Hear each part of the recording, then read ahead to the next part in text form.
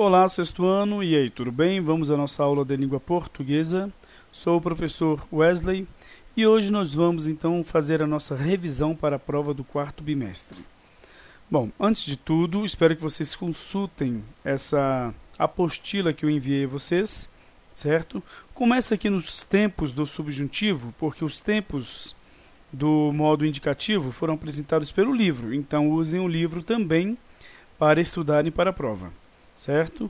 Mas nós aprendemos o que aqui nesta apostila?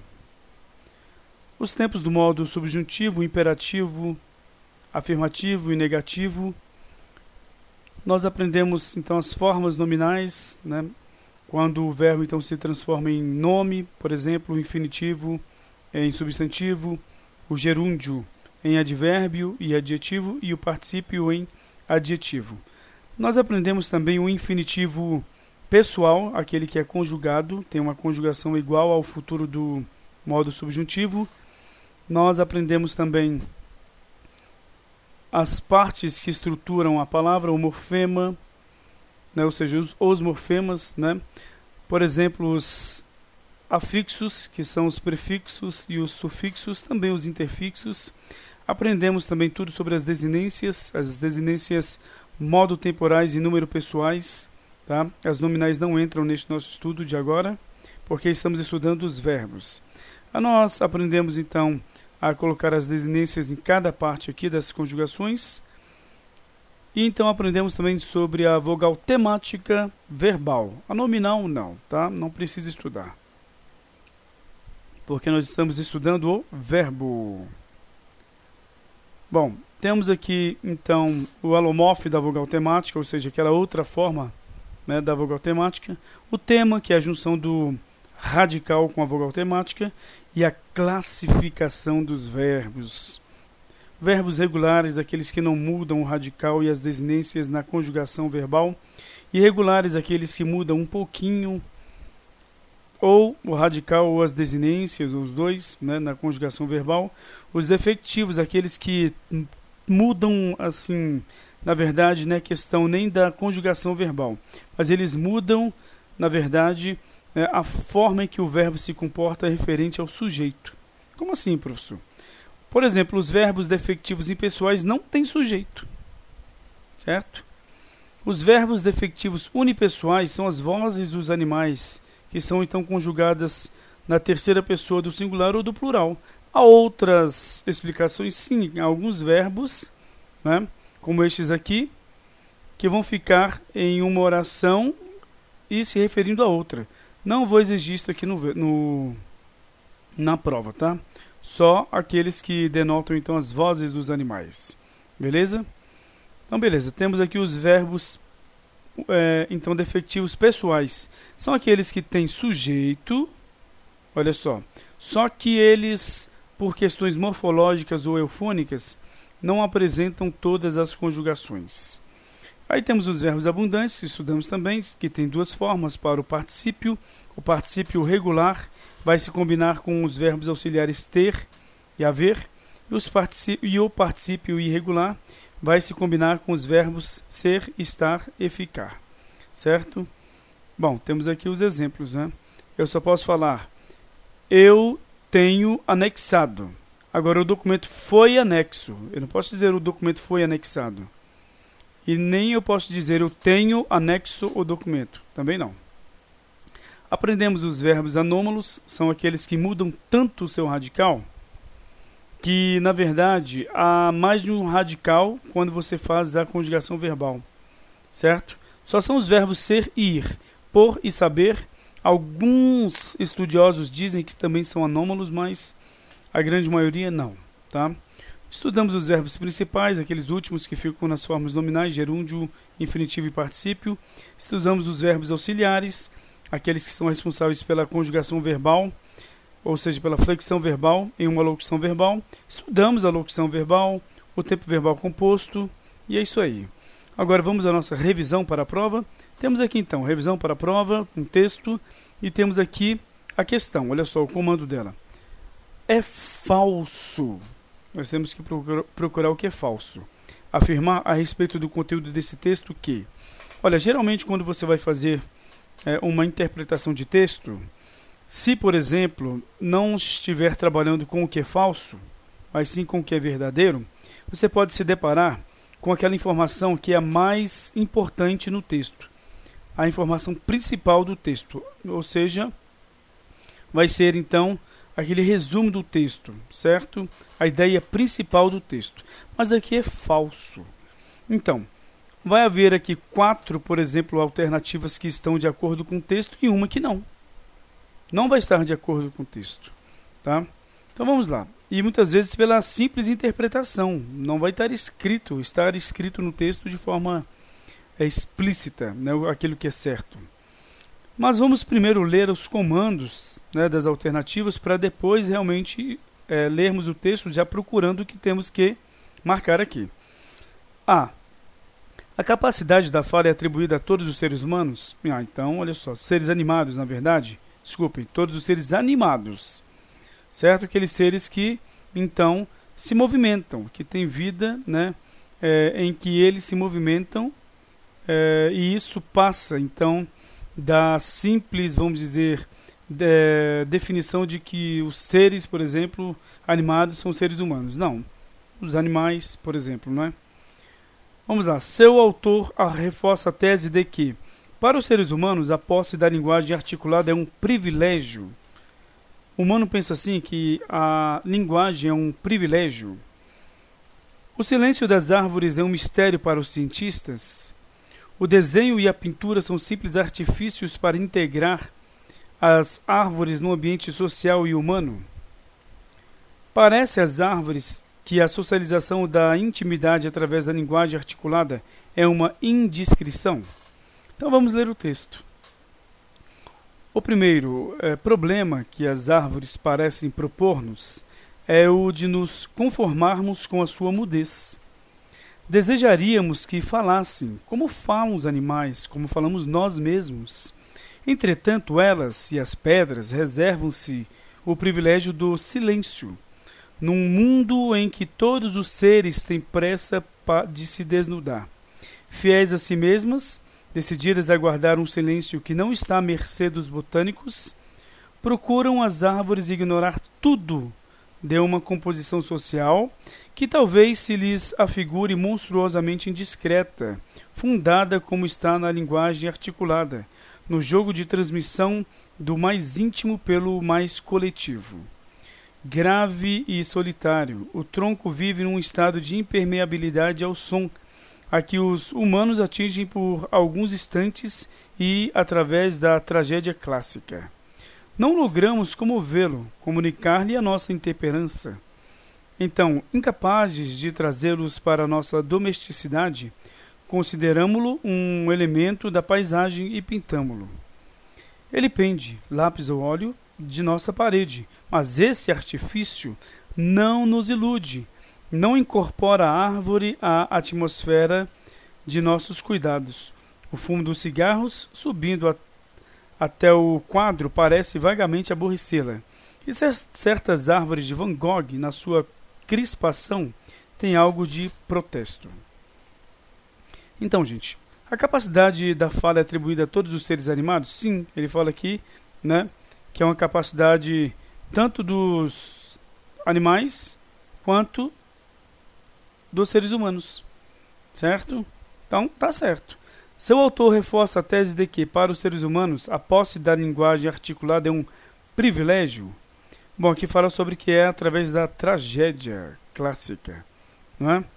E fala que o ser humano muitas vezes considera como algo muito comum, que nem sequer é percebido, né? Ou seja, achamos aqui o erro. A B que é falsa. O silêncio das árvores é um mistério para os cientistas. Bom, aqui diz que não está à mercê dos botânicos, tá? No caso, essa ideia sobre então as árvores estarem mudas, né? Ou seja, não passarem nenhum tipo de informação por meio de palavras, tá?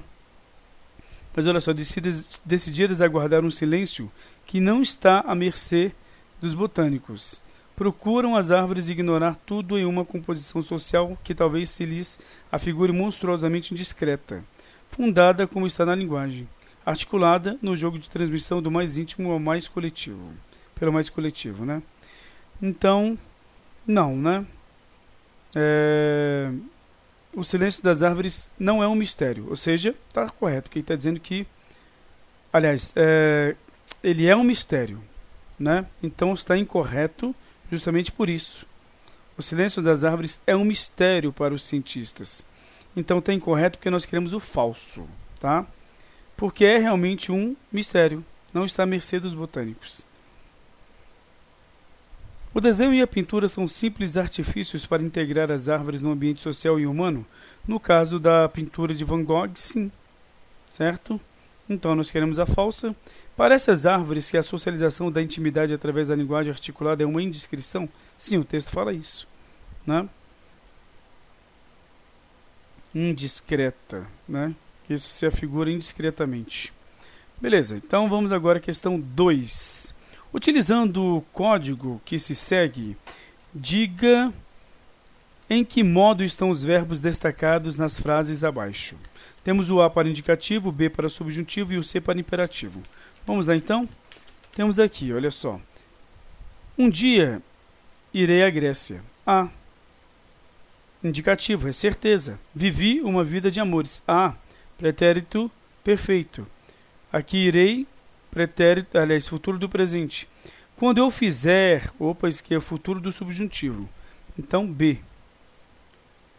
Quando eu fizer 18 anos, fizer, tá? Farei tudo o que os meus pais mandar, pois nada mudará.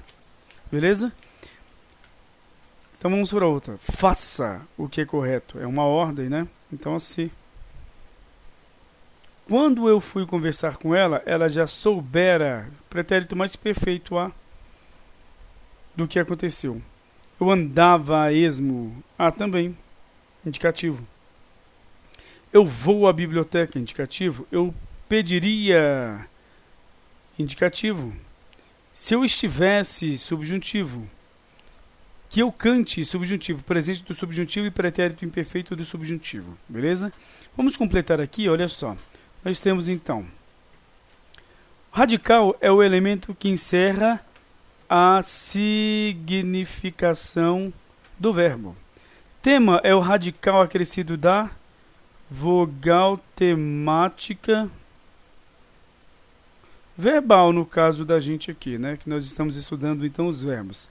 As desinências número pessoais indicam, meu Deus do céu, que fácil. O número singular e plural, ou plural, né? Plural, em que o verbo está, e o fato delas serem pessoais vai indica a pessoa. Indicam, né? Porque são as desinências. Indicam a pessoa do discurso. Primeira,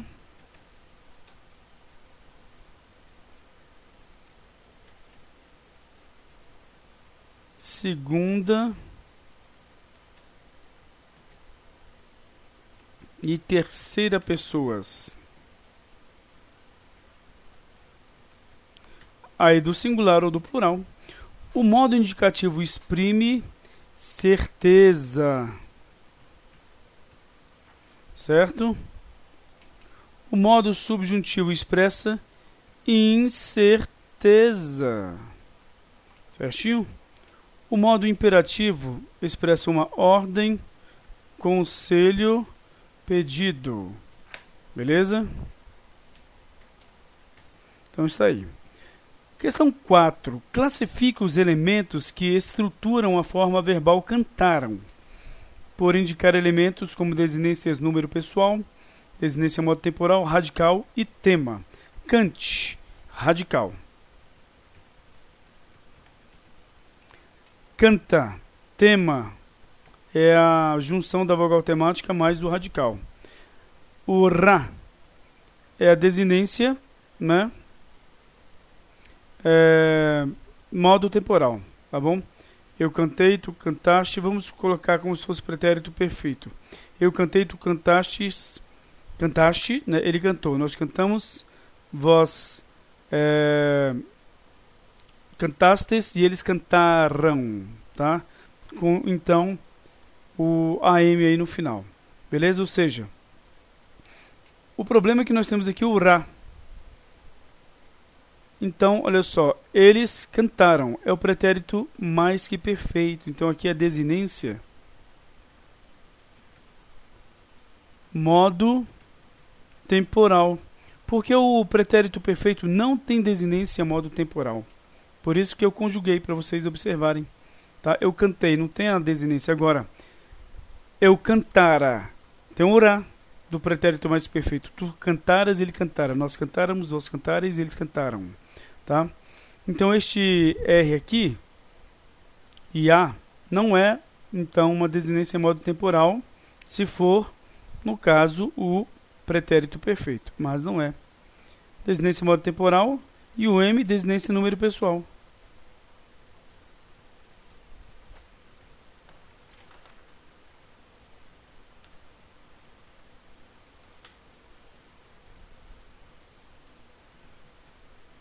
Tá, então. Agora, marque V ou F. Vamos lá, temos aí. O pretérito imperfeito do modo indicativo indica uma ação passada. Indica. Pretérito, né? Mas imperfeito, que começou e não acabou de uma vez, ou seja, durou um certo tempo. Sim, o pretérito imperfeito exprime uma duratividade, né, da ação verbal no tempo passado. Ou seja, dura. O futuro do pretérito do modo indicativo indica uma ação passada que ocorreu depois de outra ação passada. Sim, é o futuro do passado. Então, essa ação está no passado, mas depois de uma ação que está no passado também. O pretérito perfeito do modo indicativo indica uma ação passada que ocorreu depois e no mesmo tempo que outra ação passada. Olha só, depois e no mesmo tempo que outra ação passada. Pode ser que sim, tá? Quando eu cheguei, por exemplo, deixa eu ver aqui, ao colégio, ela estava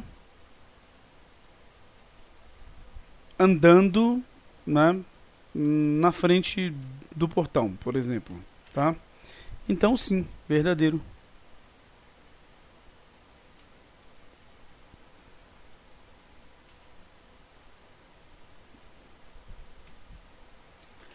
E depois, quando eu cheguei ao colégio, ela já saíra. Então, olha só, o pretérito perfeito, aliás, né, o pretérito perfeito é uma ação que ocorre depois de outra ação, no passado. Beleza, agora, o pretérito mais que perfeito do modo indicativo indica uma ação passada que ocorreu antes de uma outra ação passada. Então, pretérito mais perfeito do modo indicativo, uma ação passada que ocorreu antes de uma outra ação passada. Verdadeiro. Agora, o presente do modo indicativo indica uma ideia hipotética. Uma hipótese, na verdade, que não ficou certo, não. Uma hipótese. Vamos colocar uma ação hipotética.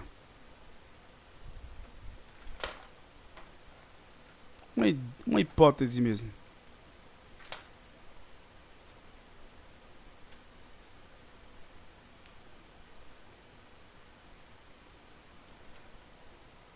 E aí?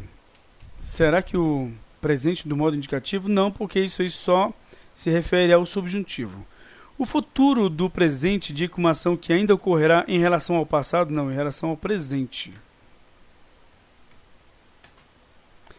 Agora vamos lá, marque X somente na opção correta. O seguinte verbo sublinhado está em que tempo verbal? Quando chegarmos ao fim do ano letivo, todos os alunos do sexto ano já passarão direto. Então, isso aqui é o pretérito perfeito do modo indicativo, passarão?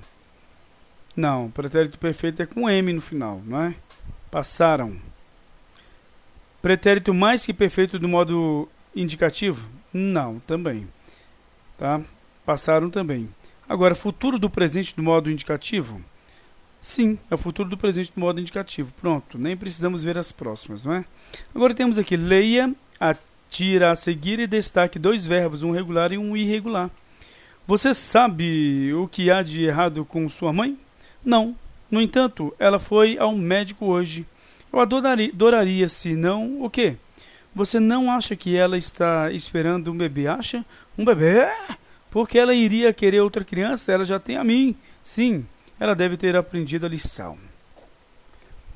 Beleza, vamos lá. Regular e o irregular. Saber, soube aqui. O verbo saber é irregular. Já estou até dando uma resposta aqui, ó. E o verbo, vamos lá, adorar é regular. Conjugue os verbos que estão nas tabelas abaixo. Aí temos aqui, presente no indicativo. Eu adoro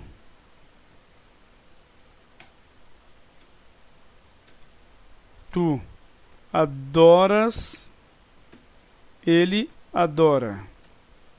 Nós adoramos, vós adorais, eles adoram. Beleza. Então, conforme a conjugação verbal, nós podemos observar que este verbo, ele é regular. É isso aí? Exatamente, porque não há mudança nas desinências e nem no radical. Agora, vamos conjugar o verbo aqui, o verbo saber. Eu sei, tu sabes, ele sabe. Nós sabemos, vós sabeis, eles sabem. E aí, a mudança de radical? Olha só. Nós temos aqui o presente no indicativo. Agora vamos para o pretérito perfeito. Eu soube. Pronto. Irregular.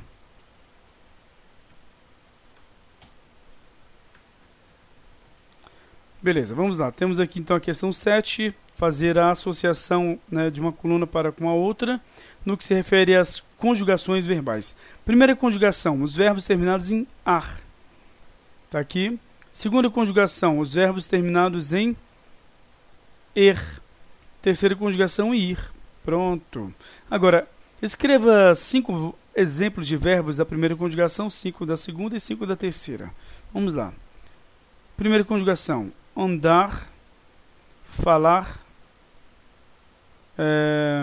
olhar, malhar e brigar. Beleza. Agora temos a segunda conjugação. Vender, feder, comer, beber e... Deixa eu ver aqui.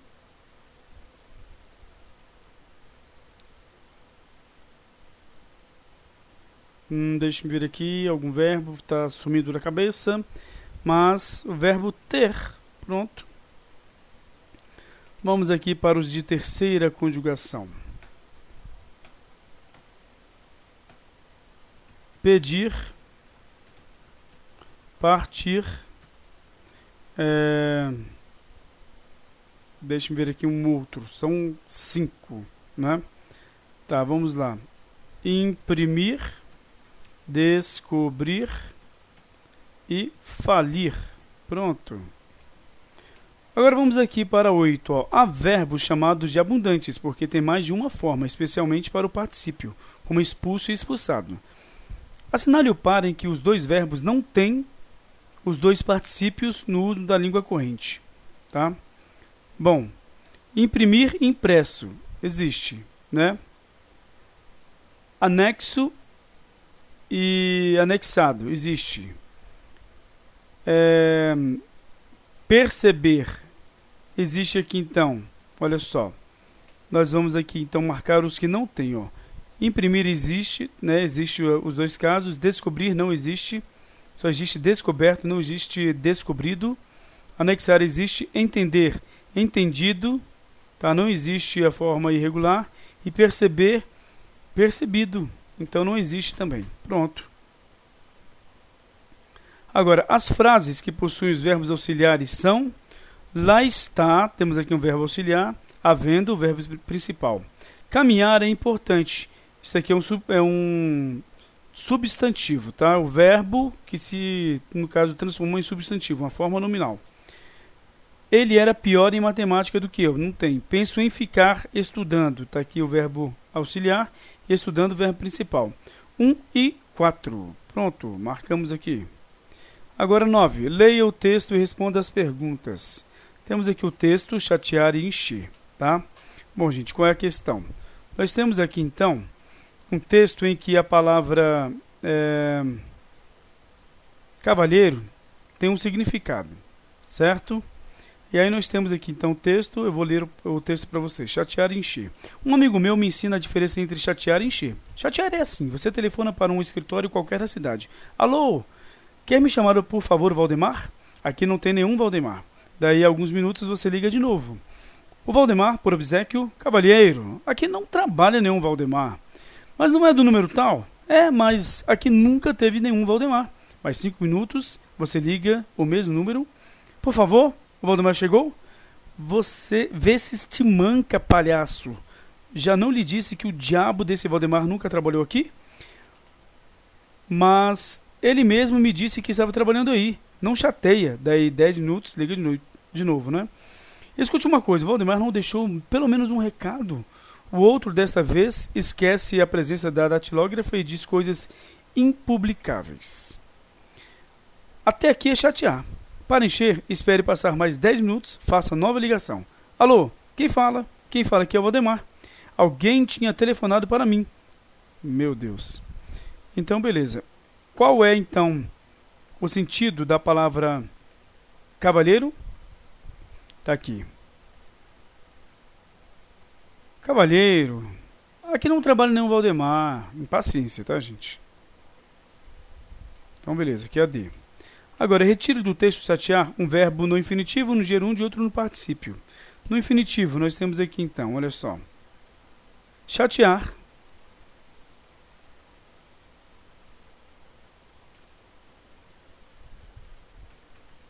Beleza.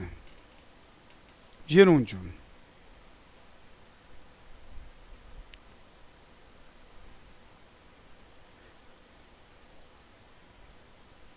Ele mesmo falou que estava trabalhando, tá?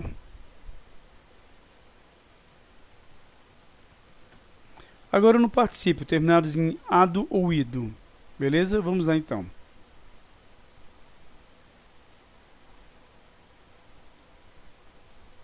Alguém tinha telefonado.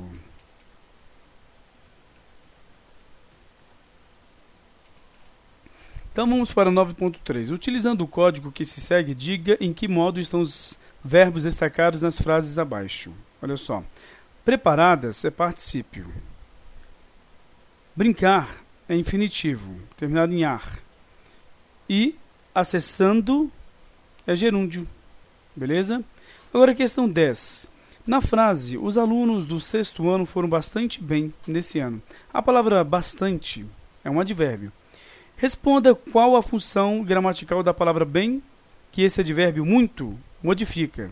Tá? Na verdade, bastante. Marcando X na opção correta. O advérbio bastante modifica a palavra bem, que é um advérbio. Pronto. Temos aqui a nossa resolução. Por quê? Olha só. A questão aqui é o seguinte, ó. Os alunos do 6º ano foram bem. Como é que eles foram? Foram bem. Não são eles que são bem. Então é um advérbio que está modificando o verbo. E bastante está modificando esse advérbio que modifica o verbo. Certo? Agora, 10.2, né? O 10b aqui que eu coloquei, né? Classifica os verbos abaixo. Temos aqui, minha escola fica acolá. Bom, nós temos aqui então, olha só, acolá para advérbio de lugar. Jamais estive naquela cidade, advérbio de tempo. Ele fala alto, é um modo em que ele falou. Seu colega escreve muito bem, então temos aí intensidade. Nós iremos mesmo? Tá? Então, esse aí está fazendo o quê? Está Afirmando, né? Na verdade, nós iremos mesmo, né? Não é uma pergunta. Afirmação. Peço, por favor, não venha aqui. Negação. E possivelmente pesquisarei o assunto. Então, nós temos aqui um advérbio de dúvida. Beleza? Então, está aí, gente. Nosso conteúdo é verbo e advérbio. Respondemos todas as questões. Esta, então, revisão é bem parecida com a prova. Espero que vocês, então, estudem, né, estes conteúdos que estão na revisão, para que vocês possam fazer uma prova bem sucedida. Então, até a prova e tchau, tchau.